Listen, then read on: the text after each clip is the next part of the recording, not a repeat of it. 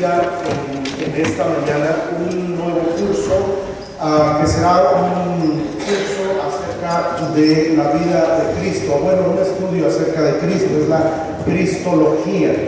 Para ello vamos a tener un libro de texto también, ya que en el seminario siempre les encargo un libro que puedan comprar y va a haber tareas. Aquellos que quieran matricularse, al finalizar esta escuela dominical, les voy a pedir que voy a dejar una hojita en la parte de atrás. Yo creo que si me ayudas, amor, a poner una hojita y un lápiz en la mesa esa redonda, y aquellos que quieran matricularse, escriban ahí. Y también si están interesados, este es el libro que vamos a estar utilizando. Se llama Grandes Temas Bíblicos, es de Lewis Sperry Chafer, es el escritor. Este es un tomo de 2 tomos que regularmente se utilizan. Esta es la compilación de esos 2 tomos, y este es el libro que vamos a estar utilizando. Aunque debo recalcar algo, no vamos a estar utilizando en este estudio de 3 meses, no vamos a estar utilizando todo el libro, sino solamente prácticamente será una cuarta parte del libro, que es la doctrina de Cristo, y eso es lo que vamos a estar haciendo. Si alguien de ustedes está interesado en el libro, puede pedírmelo. Puede estar, yo creo que está en Amazon o en alguna de las plataformas, o si usted quiere lo puedo pedir en una librería. A mí me hacen el descuento, pero a veces en la plataforma de digitales, a veces son casi el precio que a mí me manejan. Si usted no he tenido tiempo de poder ir a la librería para ver el precio, pero si alguno de ustedes lo tiene, también está en manera digital. Está en digital, si usted ya no le gusta leer los libros así, también está en manera digital. De aquí vamos a dejar tareas y vamos a dejar un proyecto. Al finalizar, aquellos que estén interesados en tomar la clase de manera completa, se les va a encargar una tesis. Les voy a encargar una tesis para poder realizar en cuanto al estudio que vamos a estar teniendo en este tiempo. Así es de que va a ser estudio, hermanos, va a ser en manera de preguntas, de respuestas, de esa manera como en una escuela. Así es de que lo vamos a estar teniendo durante 3 meses. También disculpen, me había quedado de traerles ya el libro impreso. Yo tengo ya todo el material, pero no pudimos ir a imprimirlo. Tuvimos el campamento infantil y ya no pudimos ir a imprimirlo, y eso se los debo. Si alguno de ustedes también lo tengo ya en PDF. Si alguno de ustedes lo quiere en PDF, se lo puedo mandar también, y pues así no tendría ningún costo este material. En su mayoría yo lo estuve haciendo. No me acuerdo si el pastor Arturo me llevó en una lección, pero en su mayoría yo lo estuve haciendo. Y esto también tomé material de un seminario bíblico donde yo estoy dando clases. Por eso es que puedo dar también parte de este material. En su mayoría yo lo hice, pero tomé también de un seminario bíblico donde yo doy clases también los días martes. Pero vamos a iniciar, hermanos. Vamos a Mateo capítulo número 1. Los niños pueden salir a su clase, por favor, pásenlos. Ya los iba a mandar, perdón. La hermana Fide me dijo que tiene gripa y no va a haber clase para los pequeñitos, van a estar aquí. Bueno, voy a mandar a los pequeñitos ahí con el hermano Luis Miguel, porque el hermano Luis Miguel va a tener una clase especial el día de hoy, y yo creo que también va a ser sorpresa. Pasen los pequeñitos, por favor, ahí con el hermano Luis Miguel, porque va a estar un poco más compleja aquí la clase. Sí, por favor. Gracias. La hermana Fide nos avisó desde ayer, y espero que esté mejorando, hermana. Estamos orando. Hubo varios también en el campamento infantil, varios niños que estuvieron enfermos, y estemos orando por ellos. Vamos, por favor, a Mateo capítulo 1, por favor, Mateo 1, por favor. Vamos a dar lectura solamente a una parte de la palabra de Dios, y voy a dar lectura en Mateo 1. genealogía, versículos del 1 al 17. Vamos a ver, esto se conoce como la genealogía de nuestro Señor Jesucristo y es importante en el estudio que vamos a estar teniendo.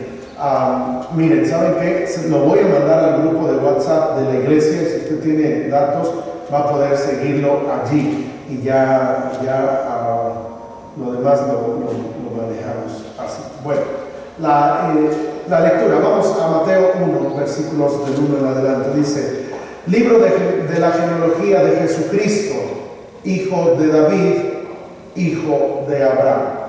Hasta ahí tantito la lectura. Quisiera yo hacer algunas preguntas. ¿Por qué aquí la Biblia está haciendo referencia a que Jesucristo en su genealogía es hijo de David e hijo de Abraham? A ver, sabemos cómo se llamaba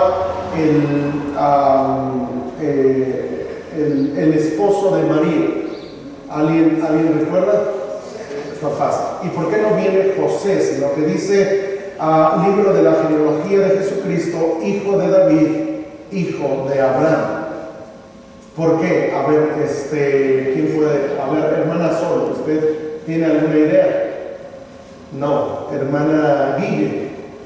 Es que José no era descendiente de ellos, por eso no lo mencionan, ¿verdad? Pero el Señor Jesucristo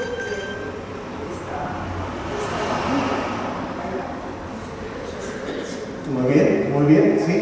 De hecho, está haciendo referencia y si nosotros nos damos cuenta, lo va a desarrollar un poquito más aquí adelante, pero está haciendo referencia acerca de David y acerca de Abraham. Ambos son hombres muy importantes, fueron hombres muy importantes en la palabra de Dios, y a ambos se les dijo, por ejemplo, a David que su descendencia sería sempiterna, es decir, está hablando de una descendencia que sería de un linaje que él tendría, de que se pondrían reyes de su linaje.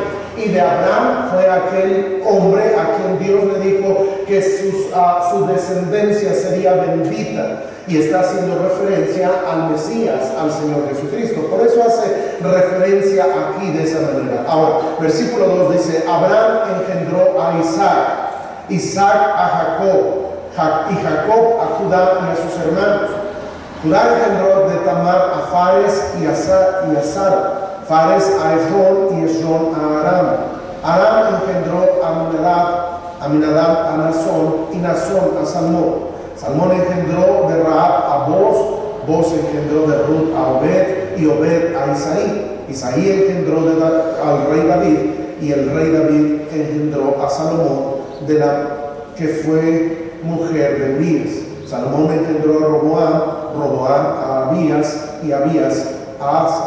Asa engendró a Josafat a Joram y Joram a Usías. Usías engendró a Jotam a Acaz y Acaz a Ezequías. Ezequías engendró a Manasés a Amón y Amón a Josías. Josías engendró a Jeconías y a sus hermanos en el tiempo de la deportación a Babilonia. Después de la deportación a Babilonia, Jeconías engendró a Salatiel y Salatiel a Zorobabel. Zorobabel engendró a Abiú y Abiú a Eliaquim y Eliaquim a Azor. Azor engendró a Sadoc a Aquim y Aquim a Eliud. Eliud engendró a Eleazar a Matán a Jacob, y Jacob engendró a José, marido de María, de la cual nació Jesús, llamado Cristo. De manera que todas las generaciones desde Abraham hasta David son 14, de David hasta la deportación a Babilonia 14, y desde la deportación a Babilonia hasta Cristo 14. Versículo 18. El nacimiento de Jesucristo fue así: estando desposada María su madre con José, antes que se juntasen, se halló que había concebido del Espíritu Santo. Hasta ahí la lectura. Vamos a ver. Señor, te ruego en esta apertura de esta clase que me des de tu gracia para poder enseñar lo que tú, Señor, a través de tu fidelidad has querido, Señor, para nosotros. Te ruego, Señor, que me des de tu gracia, llenura de tu Santo Espíritu. También me ayudes a recordar, Señor, y también, tú sabes, físicamente me siento un tanto débil, pero que esto no sea no sea un estorbo, Señor, para lo que tú quieres hacer en la vida de tu iglesia, Señor. Lléname con tu Santo Espíritu, te lo ruego, y ayúdame a ser un instrumento, y a mis hermanos también, Señor, para poder aprender más de ti, te lo ruego, en el nombre precioso de Jesucristo. Amén. Amén. Muy bien, dice la introducción: la cristología es el estudio o tratado de la hermosa persona de Cristo. Es decir, cuando nosotros ahora vamos a estar estudiando la cristología, eso estará haciendo referencia a un estudio de la persona de Cristo. Aquí debemos dejar bien claro que ninguno de nosotros como seres humanos somos capaces de poder comprender a cabalidad todo lo que implica la persona de Cristo. Si nosotros vamos a estudiar la Biblia, estudiamos a la persona de Dios, la persona del Padre, del Espíritu Santo, la persona de Jesucristo, debemos saber que ninguno somos capaces de comprender a cabalidad todo lo que representa o lo que es Dios o su palabra o alguna de las doctrinas que tal vez en nuestro esfuerzo humano para poder entender un poco a Dios podemos nosotros buscar estudiar de una mejor manera. En este estudio, amados hermanos, debemos nosotros saber que aunque no somos capaces de comprender a cabalidad todo lo que conlleva la persona de nuestro Señor Jesucristo, la palabra de Dios, a través de la revelación de Cristo, el Señor se va a dar a conocer a nosotros, y es a través de esta revelación que tenemos en la palabra de Dios que ustedes y yo podemos conocer un poco más a Dios. Si alguien lograra estudiar 80 años o más años la palabra de Dios y se le preguntara a él: oye, ¿tú puedes conocer ya a cabalidad a la persona de Cristo? Yo creo que él ni nadie somos capaces de poder comprender toda la inmensidad de Cristo.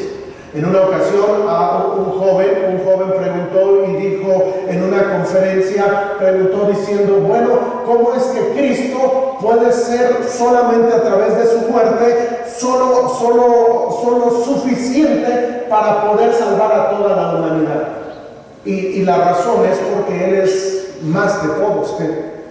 Debemos nosotros saber que si vamos a tratar de estudiar o vamos a buscar estudiar la doctrina de la cristología, no somos capaces de comprender a cabalidad todo. Su servidor, yo como maestro, como pastor, no soy capaz de poder entender a cabalidad toda la persona de Cristo, y ningún pastor, ningún maestro, ni nadie en la historia de la humanidad es capaz de hacerlo. Sin embargo, Dios nos ha dejado, a través de su palabra inerrable, se ha dado a conocer, y podemos nosotros estudiar de esa manera la palabra de Dios. En otras palabras, lo que quiero decir en manera introductoria es que no trates de decir: bueno, yo ya sé todo de Cristo, porque quedarías muy corto. Yo creo que alguien que dice eso es porque su conocimiento de Cristo es muy poco, y todos necesitamos conocer más del Señor. Así es de que este estudio de la cristología tiene como énfasis el hecho de poder aprender más, un poco más de la persona de Cristo, pero sin lograr abarcar todo. No sé si me voy a entender, pero vamos a continuar. Ahora, este estudio que voy a dar también está de manera sistemática. ¿Qué quiere decir? Este estudio que voy a dar es un estudio en el cual vamos a tomar no en manera textual, así como va cada versículo, vamos a ir tomando todo el estudio de la cristología. Lo que vamos a hacer es que va a ser de manera sistemática. ¿Qué quiere decir? Que vamos a tomar del libro de Génesis, Éxodo, Levítico, Número, Deuteronomio y todos los libros antiguotestamentarios, y del Nuevo Testamento vamos a ir viendo las menciones que se dan concerniente a la persona de Cristo en diferentes aspectos. Como por ejemplo, si yo tratara de estudiar solamente utilizando el libro de Isaías, el nacimiento de Jesucristo, quedaría muy corto en mi entendimiento. ¿Por qué? Porque hay otro libro de un profeta menor llamado Miqueas, que él habla y profetiza sobre el nacimiento de Cristo. Y quedaría yo muy corto si yo solamente utilizara Isaías y Miqueas para estudiar el libro, la doctrina del nacimiento de Cristo. ¿Por qué? Porque en Mateo viene eso. ¿Por qué? Porque en Lucas viene eso. Y es necesario que nosotros echemos mano de algunos textos del Antiguo Testamento y algunos textos del Nuevo Testamento. A eso se le llama o se le conoce como un estudio sistemático. Un estudio expositivo es cuando yo tomo un texto. En la predicación de hoy, por ejemplo, va a ser expositiva. Quiere decir que yo tomo un texto de la Biblia. Los días jueves tenemos un estudio expositivo, donde vamos versículo por versículo estudiando un libro de la Biblia. Quiere decir que yo tomo un texto, trato de dar todo el contexto de lo que hay y después vamos desarrollando versículo por versículo y a veces palabra por palabra para poder entender lo que está haciendo referencia. Esa es la diferencia. Estudio sistemático es que yo voy a tomar de diferentes textos con un tema y voy a ir tomando de diferentes libros, y el expositivo es exponer el texto. Este estudio es un estudio sistemático. Así es de que continuemos en la introducción.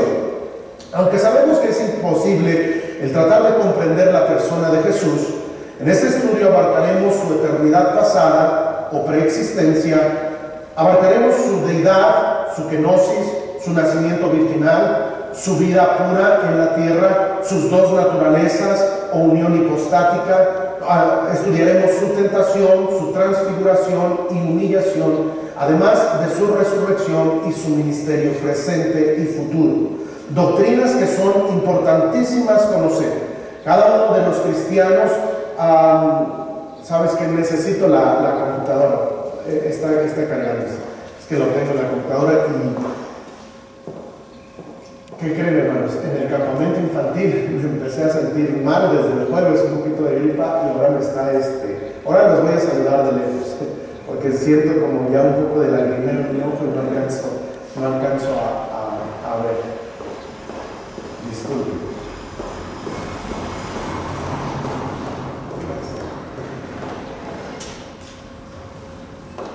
Ahora sí le voy a poner la letra a los hijos. Muy bien. Doctrinas que son importantísimas conocer. Cada uno de nosotros como cristianos, para poder así presentar defensa ante aquellos que la demandan.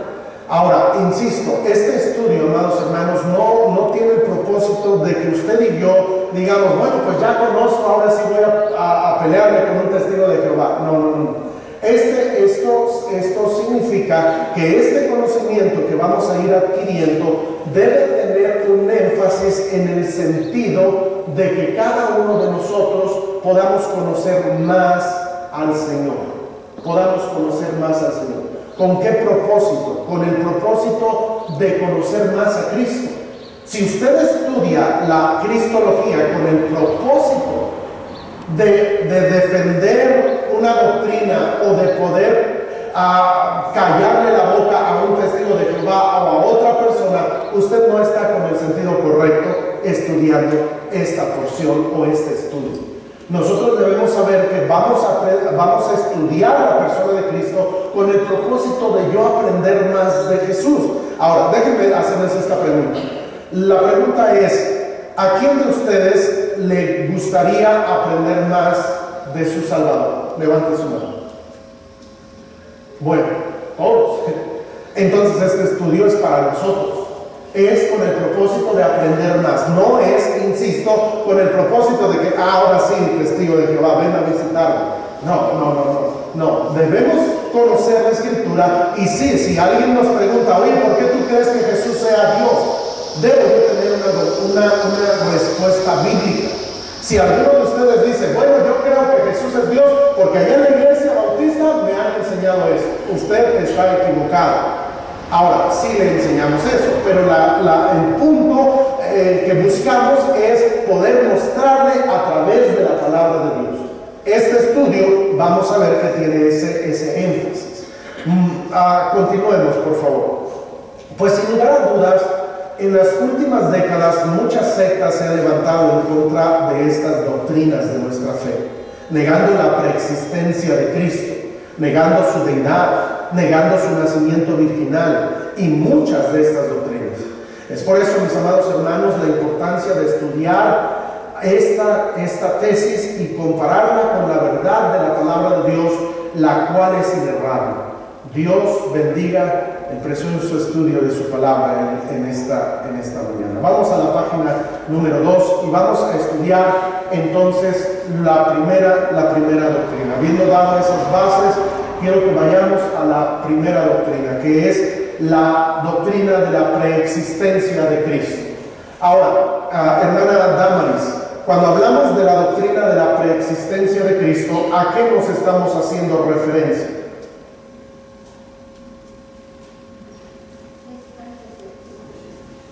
¿Perdón?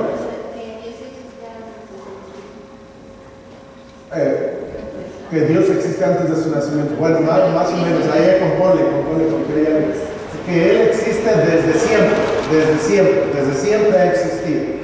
Cuando nosotros estudiamos la doctrina católico-romana, por ejemplo, en parte de la doctrina católico-romana, en algunas partes o secciones de esta, una de las cosas que dicen es que el Señor vino a existir cuando vino al vientre de María. Se contradice porque también hay un concilio, que fue el concilio de Nicea, el cual a través de eso se dijo que el Señor es eterno. Sin embargo, están en esa disyuntiva en el cual dicen que Él comenzó a existir en algún momento y hay otra posición que es el Dios eterno. Ahora, nosotros, insisto, no vamos a estar buscando qué opina la denominación bautista, qué opinan los cristianos de esta denominación o a esta secta, sino vamos a ir precisamente a la palabra de Dios para poder entender lo que Dios enseña a través de su gloriosa palabra. Vamos por favor al Evangelio de Juan capítulo número 8. Juan capítulo 8 versículo número 48 en adelante. Vamos a estar leyendo, me duele un poco la garganta, no sé si alguien me ayuda con el micrófono, ¿me ayudas, Ray? ¿O me ayudas a ir leyendo algo? ¿Tienes? ¿Me ayudas a leer algo de el hermano Feliciano? Por favor, vamos a leer Juan 8, versículos del 48 al 59, por favor. Juan 8, del 48 y 48. Respondiendo entonces los judíos y le dijeron: ¿no decimos bien nosotros que tú eres samaritano y que tienes demonio? Respondió Jesús: yo no tengo demonio, antes honro a mi Padre y vosotros me deshonráis. Pero yo no busco mi gloria, hay quien la busca y juzga. De cierto os digo, que el que guarda mi palabra nunca verá muerte. Entonces los judíos le dijeron: ahora conocemos que tienes demonio. Abraham murió y los profetas, y tú dices: el que guarda mi palabra nunca sufrirá muerte. ¿Eres tú acaso mayor que nuestro padre Abraham, el cual murió? Y los profetas murieron. ¿Quién te haces a ti mismo? Respondió Jesús: si yo me glorifico a mí mismo, mi gloria nada es. Mi Padre es el que me glorifica, el que vosotros decís que es vuestro Dios. Pero vosotros no le conocéis, mas yo le conozco. Y si dijere que no le conozco, sería mentiroso, como vosotros, pero le conozco y guardo su palabra. Abraham, vuestro padre, se gozó de que había de venir mi día, y lo vio y se gozó. Entonces le dijeron los judíos: aún no tienes 50 años y has visto a Abraham. Jesús les dijo: de cierto os digo, antes que Abraham fuese, yo soy. Muy bien, ahí tenemos una de las enseñanzas que vienen implícitas en esta discusión que está teniendo el Señor Jesucristo con estos hombres que son los fariseos y líderes religiosos. En medio de todo eso, ellos están hablando y termina diciendo: aún no tienes 50 años y has visto a Abraham. Y después va a dar una afirmación aquí el Señor Jesucristo que nos ayuda a comprender esta doctrina de mejor manera: la preexistencia de Cristo. La preexistencia de Cristo, ya que el Señor Jesucristo va a decir: antes que Abraham fuese, yo soy. Ahora, cuando nosotros estudiamos la Biblia, vamos a ver que el nacimiento del Señor Jesucristo se ubica aproximadamente en el año 0 de nuestra época. Digo aproximadamente y no voy a entrar en detalles si fue en el año 4 o más adelante, pero ahí entendemos que es el año 0. Pero antes vamos a ver que se desarrolló la historia del Antiguo Testamento.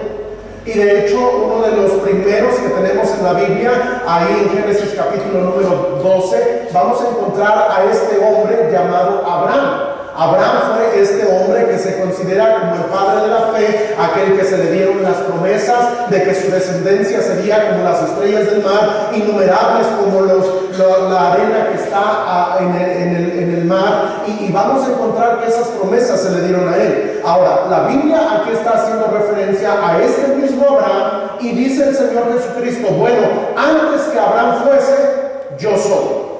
¿Qué está diciendo con eso? Bueno, esa frase está haciendo referencia y está diciendo, por eso es que en el versículo número 59 dice que tomaron entonces piedras para arrojárselas, pero Jesús se escondió y salió. ¿Qué quiere decir? Porque estos estaban diciendo, estaban pensando, ¿sabes qué? Este está diciendo blasfemias. ¿Cómo puede ser antes de Abraham?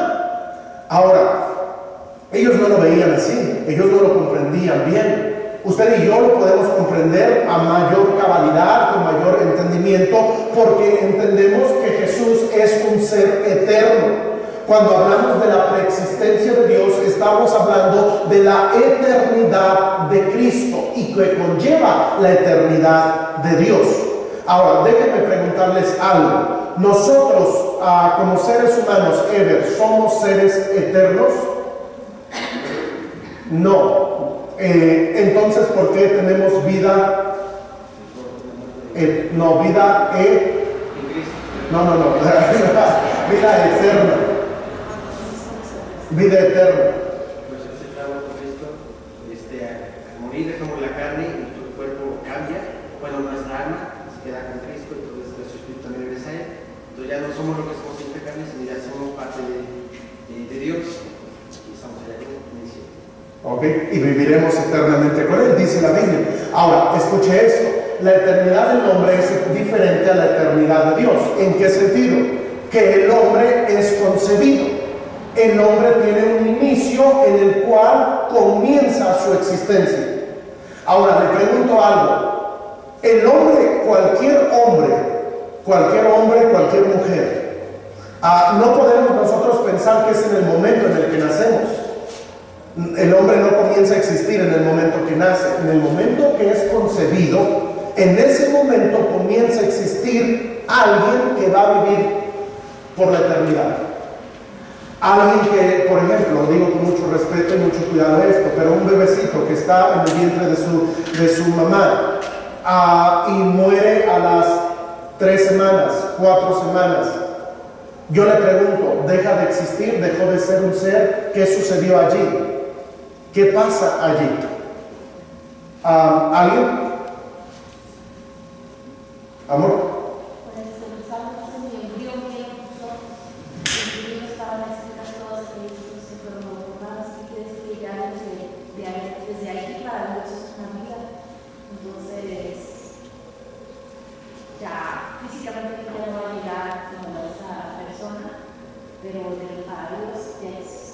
¿Sí? Es algo que Dios creó y eso se convierte en algo eterno. Ahora, la eternidad del hombre tiene un inicio, pero note esto. ¿Qué pasa con una persona que hace un rato Ever decía, bueno, nosotros vamos al cielo y tenemos vida eterna, pero ¿qué pasa con alguien que no creyó en Dios? ¿Qué sucede? ¿Deja de ser eterno? No. Él va a morir en un lugar que dice la Biblia que es un lago que arde con fuego y azufre. ¿Durante cuánto tiempo? ¿100,000 años? Toda la eternidad. La eternidad del hombre tiene un inicio, pero se considera como eternidad porque a partir que es concebido tiene una eternidad.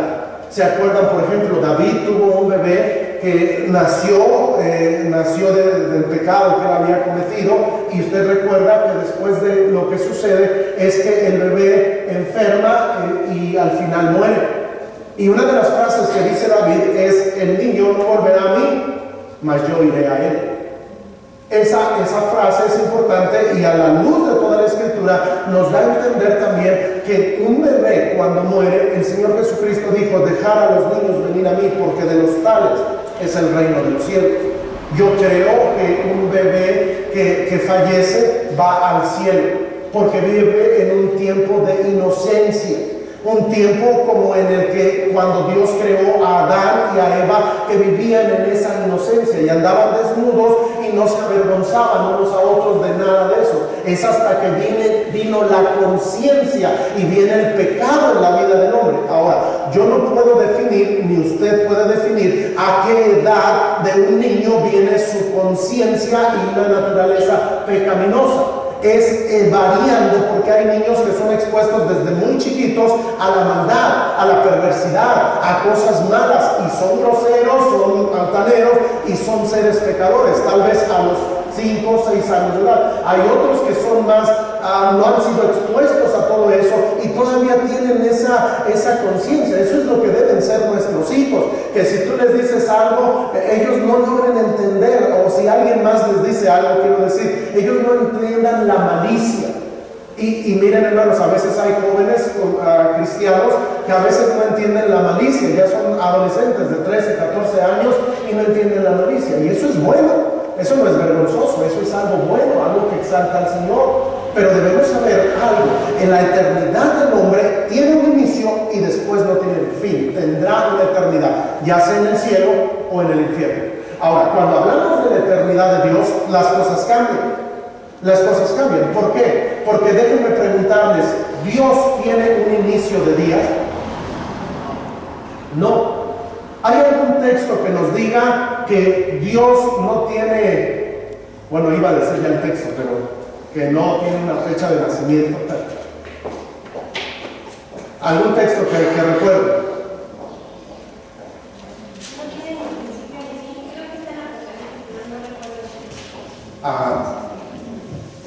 Voy a utilizar uno de los nombres más comunes para Dios, hermana. Melquisedec. Es una teofanía. Y dice aquí en Hebreos 7:3, sin padre, sin madre, sin genealogía, que ni tiene principio de días ni fin de vida, sino hecho semejante al Hijo de Dios, permanece sin salvador para siempre. Habla acerca del Señor, y en este caso habla del Señor Jesucristo, y habla de que no tiene genealogía, todo eso. Él no tiene principio ni fin de días. Ahora, uno de los nombres en los cuales más se utiliza para hablar en el Antiguo Testamento de Dios, en nuestra Biblia en español aparece mucho Dios, pero en los idiomas originales ahí aparecen varios nombres que Dios tiene. Uno de ellos es el Eterno. ¿Han escuchado? Este es uno de los nombres más conocidos y más mencionados en la Biblia, en la palabra de Dios. El Eterno. Uno de los nombres que más utilizan los judíos hoy en día, o el judaísmo hoy en día, para referirse a Dios es el Eterno. Por ejemplo, existe aquí en Tehuacán los mesiánicos, y están ellos ahí, todo eso, y una de las cosas que siempre van a hablar de Dios es el Eterno. Porque es el nombre más mencionado en el Antiguo Testamento para hacer referencia a Dios. Ahora, cuando nosotros estudiamos la Escritura, vamos a entender que ese nombre hace referencia en muchas ocasiones a las cristofanías o teofanías que tenemos en la palabra de Dios. ¿Qué quiere decir eso? Está hablando del Señor Jesucristo, y el Señor Jesucristo, uno de los nombres que Él tiene es que Él es el Eterno. ¿Qué quiere decir? Que Él no tiene un inicio en el cual Él comenzó a existir. Eso nos da a entender que la doctrina católico-romana, en el cual se nos enseña y se nos dice, ¿saben qué? Es que Él comenzó a existir en el vientre de María. Es una doctrina falsa. ¿Por qué? Porque Él dijo, antes que Abraham fuese, yo soy. Antes que Abraham fuese, yo soy. Ahora, vean estos textos en la Escritura. Vamos a Juan capítulo número 1, versículo número 14 también. Vamos a leer en el capítulo 1, versículo número 1 primero. Yo leo el 1 y luego, hermano Feliciano, si lee usted el 14, ahorita yo le indico. Juan 1:1 dice, en el principio era el verbo, y el verbo era con Dios, y el verbo era Dios. Este era en el principio con Dios. Ahora, lo que debemos nosotros darle énfasis aquí es cuál es el principio.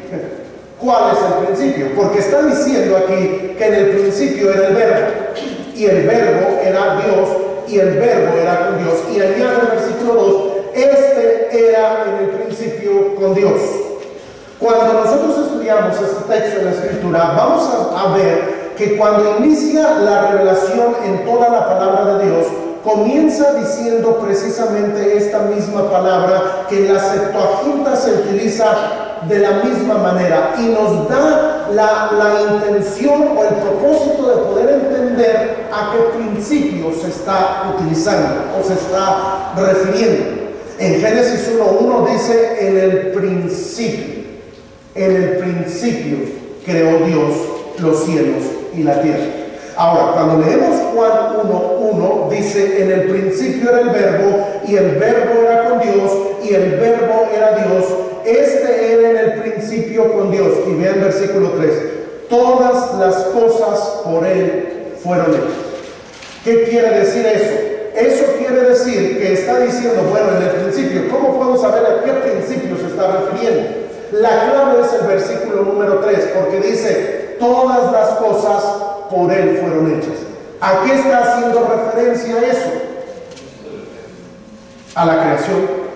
Y entendemos que el principio en el cual está diciendo que ya estaba el verbo, que existía con Dios, que estaba con Dios y que por todas las cosas por Él fueron hechas, está hablando en Génesis 1:1. Ahora, en Juan 1:14, la palabra de Dios dice también lo siguiente.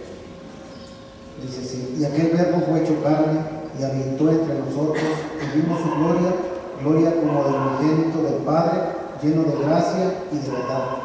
Ahí está diciendo entonces, y lo logramos entender, lo hemos estudiado varias veces, pero está haciendo referencia a que aquel verbo que estuvo en el principio, que creó las cosas, fue hecho carne. En otras palabras, no podemos pensar solamente que el Eterno esté hablando de Jehová, de Dios Padre, sino que está haciendo referencia aquí en este texto a aquel que estuvo allí, que creó las cosas, pero luego va a añadir algo que nos va a lograr ayudar a comprender la preexistencia de Cristo, diciendo: y aquel verbo que estuvo en el principio, que creó todas las cosas, fue hecho carne. Ahora, déjeme preguntarle algo, hermano Isaías: ¿Dios Padre fue hecho carne? No. Déjeme preguntarle una vez más, hermana Betty: ¿Dios Espíritu fue hecho carne? No. Hermana Carla: ¿Dios Hijo fue hecho carne? Sí. Entonces, cuando hablamos de la preexistencia de Cristo en este aspecto, podemos entender que estuvo Él en el principio, todas las cosas fueron hechas por Él, y también Él era el verbo del que está haciendo referencia a eso. Es decir, cuando el Señor Jesucristo está diciendo: antes que Abraham fuese, yo soy, no es ninguna mentira. Esa es una afirmación que no lograron entender los judíos, pero que Él estaba haciendo referencia porque Él es el Dios eterno. Ahora, vean por favor en 1 Timoteo capítulo 3, versículo número 16. 1 Timoteo 3:16, dice la Escritura: e indiscutiblemente grande es el misterio de la piedad. Dios fue manifestado en carne, justificado en el Espíritu, visto de los ángeles, predicado a los ángeles, creído en el mundo, recibido arriba. Ahí está diciendo que el misterio de la piedad, Dios fue manifestado en carne. Ahora, escucha esto: ¿Dios es eterno? ¿Sí o no? Sí. Entonces, cuando Cristo vino, Él es el Dios eterno. Ahí dice: Dios fue manifestado en carne. ¿Se acuerdan qué dijo Juan y qué dijo Pedro cuando ellos vieron la gloria de Cristo? Dice la Biblia, es más, vamos para que tengamos más Biblia. En Juan capítulo número 1, dice la palabra de Dios. Juan está diciendo, y dice la Escritura, Juan 1:14, y aquel verbo fue hecho carne y habitó entre nosotros, y luego dice: y vimos su gloria. Vimos su gloria, contemplamos su gloria. Ahora, gloria como la del unigénito del Padre, lleno de gracia y de verdad. Ahí está haciendo referencia entonces de esa encarnación, y si Cristo o Dios tomó forma de hombre, eso también nos hace saber que Él es preexistente. ¿Por qué? Porque Él es eterno. Él es eterno. En Hebreos 2, versículos 14 al 17 dice: así que por cuanto los hijos participaron de carne y sangre, Él también participó de lo mismo, para destruir por medio de la muerte al que tenía el imperio de la muerte, esto es, al diablo, y librar a todos los que por él, por el temor de la muerte, estaban durante toda la vida sujetos a servidumbre. Porque ciertamente no socorrió a los ángeles, sino que socorrió a la descendencia de Abraham, por lo cual debía ser en todo semejante a sus hermanos, para venir a ser misericordioso y fiel sumo sacerdote en lo que a Dios se refiere, para expiar los pecados del pueblo, pues en cuanto él mismo padeció siendo tentado, es poderoso para socorrer a los que son tentados. Da ese mismo énfasis. El énfasis es que Él tomó forma de hombre, de que Él vino a hacerse semejante a sus hermanos. En este caso está hablando de la humanidad. Ahí en la lección dice: pero de igual manera la Biblia enseña que Él es diferente a nosotros, no solamente en el carácter impecable de su vida terrenal, en su muerte vicaria o en su gloriosa resurrección y ascensión, sino también en el hecho maravilloso de su preexistencia eterna. La eternidad, la preexistencia de Cristo. Vean por favor algunos objetivos de esta lección. Primero, número 1, es estudiar la palabra de Dios con el tema de la preexistencia de Cristo. Y número 2, saber que la preexistencia de Cristo es una doctrina bíblica. Es decir, vamos a ver muchos textos en la Escritura para afirmar esta doctrina. Hace un rato ya pregunté, pero definiciones y términos o frases importantes para esta lección. Primero, preexistencia. Quiere decir que Cristo siempre ha existido. La palabra en sí quiere decir una previa en existencia. Esa es la preexistencia. La preexistencia, la palabra preexistencia quiere decir una previa existencia. También el número 2 ahí es la eternidad pasada y futura. Ya les mostré hace un rato la eternidad pasada en cuanto a la persona de Cristo, pero también hablamos de la eternidad futura. Lo veremos más adelante. Ok, entonces, cuando hablamos de la preexistencia y la humanidad de Cristo, en cuanto a su humanidad, Él tuvo principio. Escuche esto. Cuando estamos hablando de esta doctrina de la preexistencia, es importante que también consideremos que Él tomó forma humana. En su humanidad, ¿Cristo tuvo un inicio, sí o no? Sí. ¿Cuándo fue el inicio de la existencia en la humanidad de Jesús? No nada más en el nacimiento, cuando fue concebido. Pero ahora la pregunta es: ¿Cristo fue concebido como todos? ¿Qué diferencia hubo? Fue concebido por el Espíritu Santo. El Espíritu Santo vino e intervino en María. El nacimiento de Cristo fue diferente a todos, no en el sentido de cómo nació, sino en el sentido de cómo fue concebido. Existe la doctrina católico-romana también que enseña y dice, y en muchos de sus rezos dicen acerca de María, sin pecado concebido. ¿Qué quiere decir eso? María sin pecado concebida. Está hablando de la Biblia, pero ¿qué quiere decir esa frase? Que María fue concebida sin pecado. No, está haciendo referencia a que el linaje, ahí es un conflicto teológico católico tremendo, porque esto nos lleva a lo siguiente, porque ellos dicen que María no tuvo pecado, por eso es que ella es la corredentora. Y quiere decir que todo su linaje debió haber sido un linaje especial, y que no tuvo pecado ni su abuelita, ni su tatarabuelita, o lo que que sigue así hasta arriba hasta llegar a los tiempos de no sé hasta dónde, podría decir hasta Eva, pero no. Nosotros podemos saber que el único ser que nació sin pecado fue Jesús. Jesús es el único que nació sin pecado. Ahora, continúa ahí.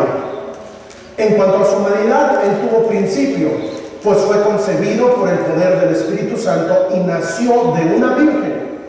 En cuanto a su divinidad, él no tuvo principio, pues ha existido desde la eternidad pasada. Ahora, escucha esto, para no complicarnos, podemos nosotros decir, Cristo es un ser preexistente. Si alguien de alguna manera nos dice, no, es que él nació, sí, pero está hablando de su humanidad. Tuvo un inicio en su humanidad, pero no en su divinidad. Esa es la gran diferencia y algo que debemos nosotros comprender. ¿Cristo tuvo un inicio? La respuesta es no. ¿Jesús tuvo un inicio? Bueno, sí. ¿Cuál es la diferencia? Porque cuando hacemos referencia a Cristo, hacemos referencia a su divinidad. Cuando hacemos referencia a Jesús, hacemos referencia a su humanidad. Y en este caso, en su humanidad, él tuvo un inicio, sí, porque nació del vientre de una virgen. Tuvo entonces, la pregunta sería, a ver, hermana Perla, la pregunta más difícil. No, la pregunta, ¿Dios es preexistente? Sí. ¿Y Jesús? ¿Y cómo podemos comprobarlo?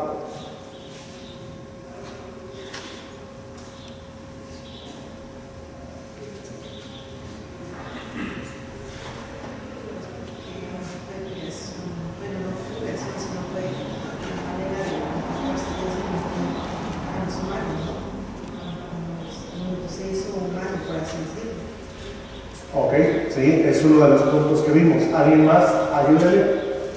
¿Cómo puedo comprobar? Podemos usar Juan 1.1, Juan 1.2, 3 y el 14. Y hay más que ahorita vamos a ver. Sí, Rafa. Bueno, lo que pasa es que, por ejemplo, si utilizamos esos versículos, luego, por ejemplo, yo lo he estudiado con referente más que nada a los testigos de Jehová, porque obviamente, y lo que pasa es que en su traducción del Nuevo Mundo, esos versículos vienen cambiados. Por ejemplo, lo que es, en el principio era un Dios, no habla. Entonces, a veces esos versículos son un poquito difíciles para que nosotros podamos testificar, ¿no? Entonces, bueno, a mí me gustaría compartir unos también, bueno, si me permite pasar. Entonces, no sé si me apoyas, Ever y Dama, con unos versículos, como por ejemplo lo que es el Isaías 44:6 y lo que es Dama con Apocalipsis 22:13. Y pues, hermano René, ya que está ahí, apóyeme también con Salmos 92. Entonces, por ejemplo, hermano Ever, ¿me puede leer Así dice Jehová, Rey de Israel y su Redentor, Jehová de los ejércitos: yo soy el primero, yo soy el postrero, y fuera de mí no hay Dios. Sí, ¿Dama? Apocalipsis 22:13, yo soy el alfa y la omega, el principio y fin, el primero y el último. Hermano René. Salmo 92. Antes que naciesen los montes y formasen la tierra y el mundo, desde el siglo y hasta el siglo, tú eres Dios. Estos versículos en realidad apoyan en el sentido y apoyan mucho en lo que es la deidad y Jesucristo, ¿no? Primero habla Jehová, donde dice que es el primero y el último, y Apocalipsis, quien está hablando de Jesucristo, que es el primero y el último. Y después algo dice que definitivamente Él es el que antes que hubiera la tierra y todo, Él era Dios. Entonces, a veces estos versículos, bueno, en este caso de testificar, nos apoyan más a algunos versículos que están buenos porque a nosotros nos hace creer, ¿no? Conforme, pero sí a veces es un poquito difícil decir el testigo de Jehová. Y hablo en ese aspecto con la deidad de Jesucristo y la persistencia de Jesucristo, porque Jesucristo viene su traducción diferente y es un poquito difícil hacernos entender con referente a nuestra traducción, a su traducción. No, pero es que ya sacan la Septuaginta y sacan ciertos aspectos, entonces es un poquito difícil. Y estos textos al final de cuentas hablan que al final de cuentas Jesucristo existió, ha existido y al final de cuentas y hablan del mismo. Entonces, bueno, al menos esos versículos a mí me apoyan y me ayudan, ¿no? Sí, solo que hay un conflicto. Esos detalles y lo mismo que sucede en los primeros que mencionamos, ahora sucede en esos. Porque, y todo, ahora note esto. Por eso ahorita vamos a ver un montón de versículos y bien hizo Ray en darnos otros textos. ¿Por qué? Porque la doctrina nunca debe guiarse solamente con uno, dos o poquitos versículos. Hay pocas doctrinas las cuales podemos nosotros tomar que son basadas en muy pocos versículos. Te digo el conflicto que hay nada más. Yo he testificado con esos versículos porque también hace tiempo los practicaba y los decía, pero testigos de Jehová, por ejemplo, dicen, no, es que cambia ahí de primero estaba hablando Jesús y luego toma en Apocalipsis la palabra del Padre y se vuelve un conflicto con ellos interminable. Y de hecho, el que vaya a querer contender, y no vaya a querer escuchar, le puedes dar toda la Biblia y nunca va a querer aprender. Lo importante, hermanos, es que nosotros creamos bien lo que dice la Biblia. Y este tipo de estudio sistemático y la aportación de ustedes puede ayudarnos a poder comprender de una mejor manera. Por ejemplo, al hermano Ray le ha servido esos versículos. A mí, por ejemplo, ya no quiere decir que está mal, no, porque sigue siendo Biblia. Sigue siendo Biblia. El hecho de que ellos digan en el principio era un verbo, era el verbo, era un Dios con D minúscula, hay un conflicto en eso, no, ellos siguen teniendo un conflicto. Pero vamos a ver muchos otros textos para poder, en la sola preexistencia de Cristo, poder añadir un poquito más. Por ejemplo, ahí en la lección, y no sé, estuvo bien lo que dijiste, solamente no era como para apoyarnos en más versículos referente a la deidad de Jesucristo que siempre ha existido. Ajá, sí, y yo creo que si les pregunto a casi todos, usted espera, que si les preguntara a todos tuviéramos uno, dos o más versículos para poder creer esa doctrina, ¿correcto? Todos deberíamos de tener. Si tú, insisto, si a ti se te dice nada más, oye, ¿cómo sabes que Jesús es preexistente? Y tú dices, pues porque la iglesia enseña, ya cometiste un error. Por eso debes marcar la Biblia, marcar los textos, estudiarlos y ver que realmente lo digan. Ahora, vamos a ver otros textos en la Escritura. Primero, Isaías capítulo 9. Estos vienen, los dejé en la lección a propósito para que no tengamos que ir a los textos, pero yo los voy leyendo y usted los proteja ahí con su Biblia. En Isaías 9:6 dice, porque un niño nos es nacido, hijo nos es dado. Es una profecía. Así también en Gálatas 4:4 se declara, cuando vino el cumplimiento del tiempo, Dios envió a su hijo, nacido de mujer y nacido bajo la ley. El que existía desde la eternidad llegó a ser en la plenitud de tiempo. Escucha esto. El que existía desde la eternidad vino al tiempo. Ahora, para Dios está limitado al tiempo, pero cuando Él, en este caso, la persona de Cristo, vino a la tierra, Él se limitó al tiempo. Él fue limitado al tiempo. ¿Qué quiere decir eso? Quiere decir que el Dios eterno, el Dios todopoderoso, Él decidió ser limitado en algunos aspectos y uno de ellos es el tiempo. Cuando hablamos de la eternidad, del Dios eterno, ¿está limitado al tiempo? No, porque hablamos de la eternidad. Cuando hablamos de la humanidad de Cristo, vamos a ver que Él se limitó. Inclusive tenemos registrado a través, no de manera directa, pero a través de los textos en la Escritura, tenemos registrado cuántos años aproximadamente vivió el Señor Jesucristo. Ahora, ¿cómo podemos saberlo? La respuesta no es muy compleja. Pregunto, ¿a qué edad comenzó su ministerio el Señor Jesucristo? Ahora, ¿dónde dice? En la Biblia, yo sé. Yo sé.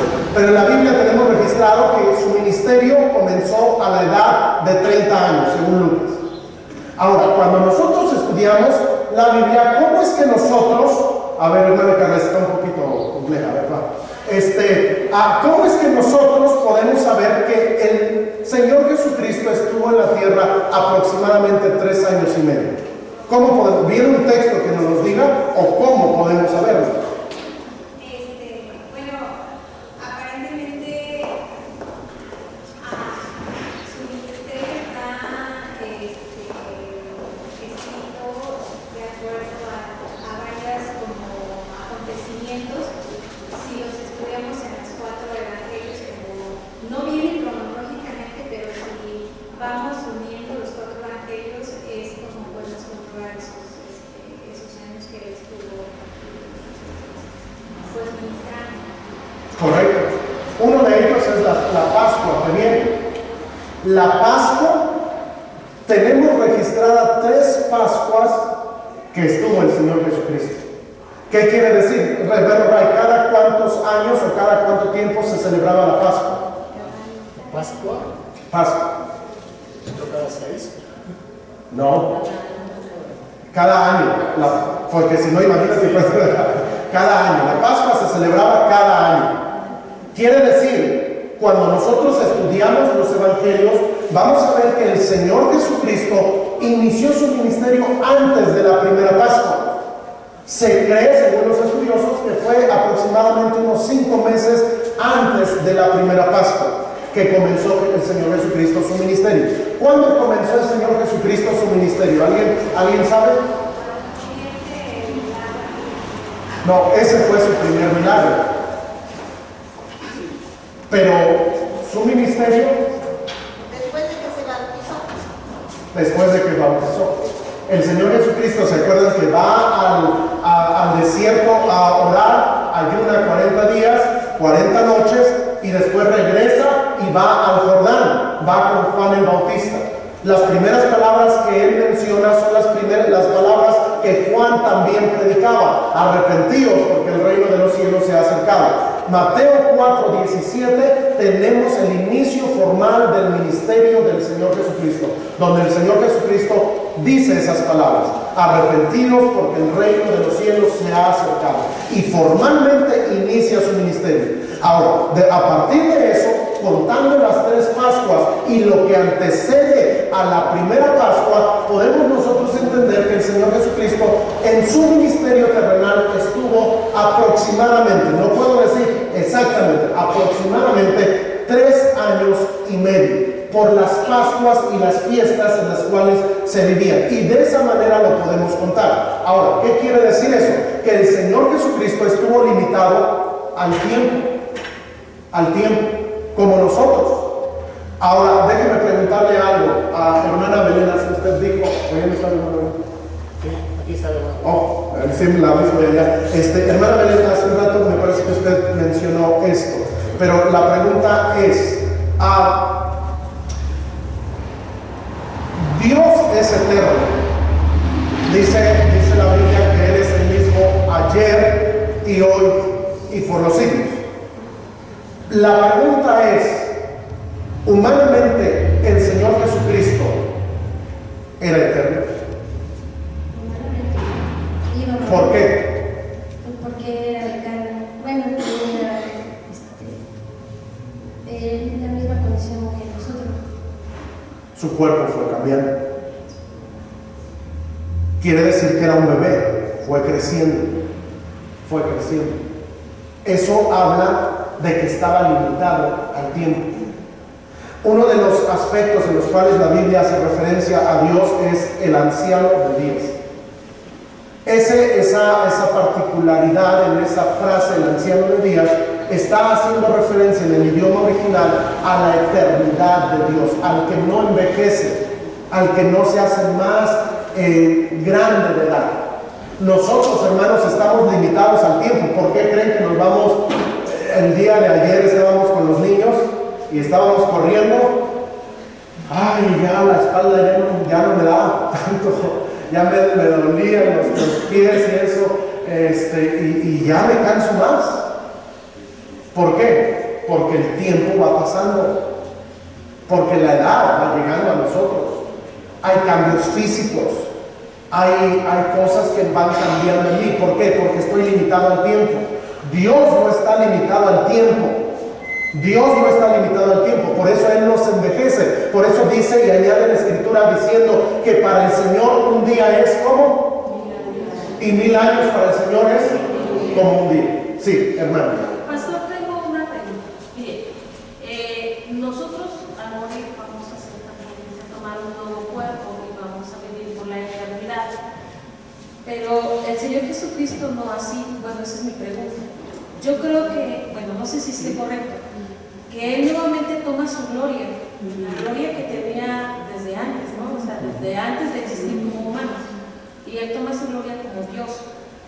Y entonces nosotros, o sea, Él es las primicias en la resurrección y Él, pero nosotros no vamos a ser como Él. ¿Cómo es eso? ¿Pero en qué sentido? En lo espiritual, pues cuando nosotros ya somos eternos. Sí, no, nosotros no, obviamente estamos hablando de manera diferente, pero no logro entender la pregunta. Sí, bueno, cuando el Señor Jesucristo resucita y es glorificado, pues, o sea, Él asciende al cielo, Él toma la gloria que tenía antes de ser humano. Sí. Hay un texto en la Biblia que dice que Él tomó la gloria que Él tenía. No recuerdo ahorita el texto en la Biblia, pero lo vemos en la gloria tuya con la que el Señor lo dice en Mateo, Juan 17, la oración sacerdotal. Él dice acerca de la gloria que tuvo con el Padre. Déjenme leer.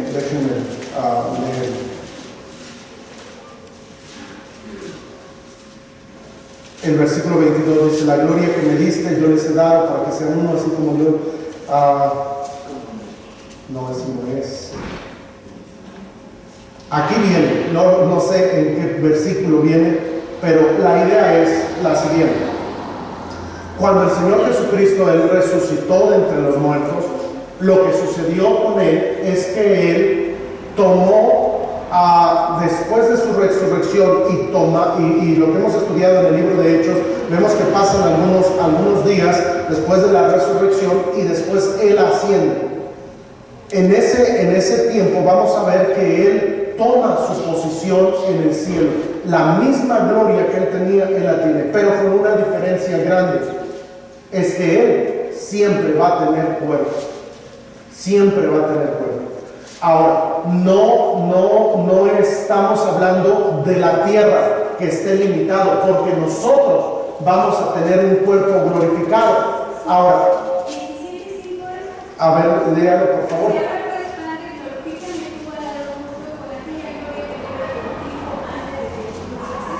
Ajá. Ese es el versículo para eso. Es la gloria que Él siempre ha tenido. La gloria del Padre, si nota, ahí lo dice, y la que tuve desde el principio. Está hablando en ese sentido. Ahora, nosotros, Filipenses 3 dice, para que tengamos un cuerpo como la gloria suya. Nosotros cuando vayamos al cielo, los cristianos, los que hayamos sido salvos por la gracia de Dios, vamos a ir al cielo, y cuando el Señor venga por nosotros en la resurrección, Él nos dará un cuerpo como el cuerpo de la gloria suya. Así menciona la Biblia. No está haciendo referencia a que nosotros seremos Dios, pero notemos esto: cuando Dios creó al hombre, Dios creó al hombre a su imagen y semejanza. El Antiguo Testamento tiene ese énfasis: Dios creó al hombre a su imagen y semejanza. El Nuevo Testamento tiene la idea de que ahora el Dios Todopoderoso toma forma de hombre. Ese es, no es el énfasis el cuerpo allí en ninguno de los dos. El énfasis es la redención, la salvación, porque lo que tuvo que hacer Dios para poder salvar a aquellos que eran a imagen y semejanza de Él, Hebreos dice que no lo hizo por los ángeles, sino aquellos que fueron hechos a semejanza de Él, para poder rescatarlos. Y esta es la doctrina de la redención. El Goel, el Goel es el pariente cercano. Lo que hizo Cristo fue tomar forma de hombre para hacerse nuestro pariente cercano y así poder redimir a la descendencia de Abraham. Esa es, no significa que aunque sí tendremos el cuerpo como el cuerpo del Señor, seremos semejantes a Él en ese sentido, porque Él es eterno y Él es Dios. Él lo hizo todo por amor a nosotros. Pero el énfasis primordial aún de toda la Biblia es la obra de la redención, porque por eso lo hizo, por redimirnos a nosotros. Cuando estudiamos la redención no podía hacerlo. En Levítico ahí viene la ley de la redención, pero le pregunto, por ejemplo, si hablamos en términos humanos, pero si el hermano Margarito fuera vendido como esclavo y yo pudiera comprarlo a él, la ley marcaba que no podía hacerlo.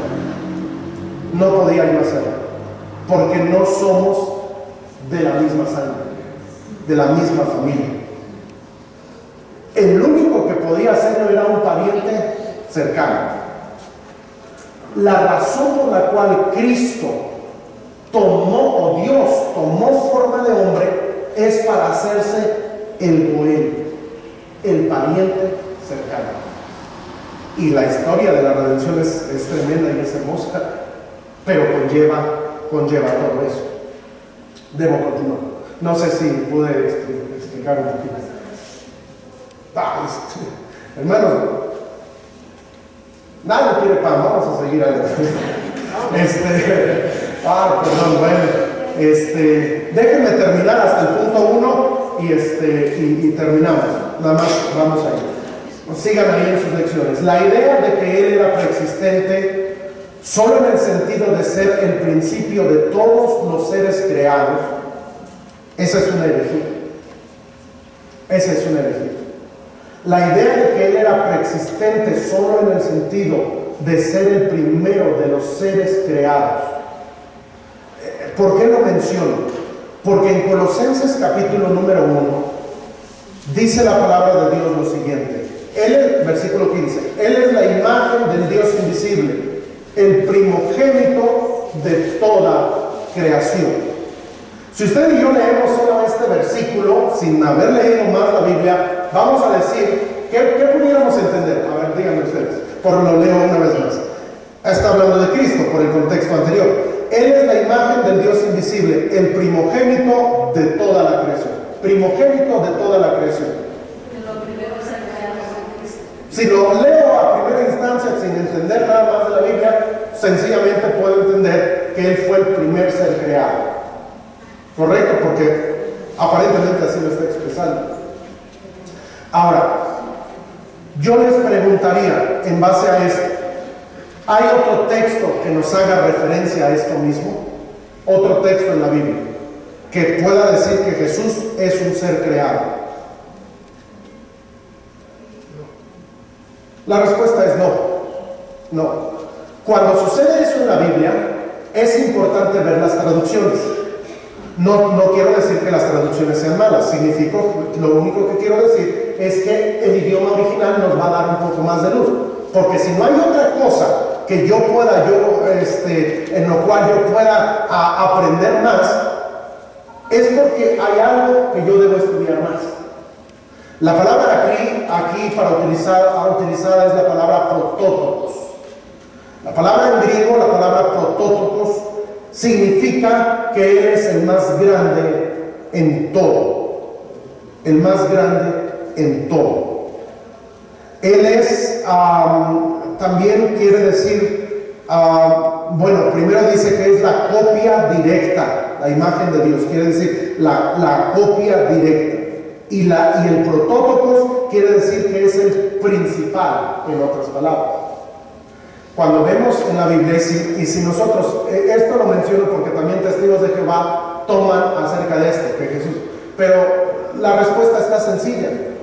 Y la respuesta es que en el versículo 16, que es el inmediato, dice, porque en Él fueron creadas todas las cosas, las que hay en los cielos y en la tierra, sean visibles o invisibles. ¿Qué quiere decir? Si es un ser creado, entonces ¿cómo pudo crear? Y acerca de que Jesús sea el creador de las cosas, les pregunto, ¿hay más textos en la Biblia?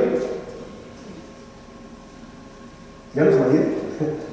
A ver, Ray, un texto más en la Biblia que habla acerca de que Jesús es el creador de todas las cosas.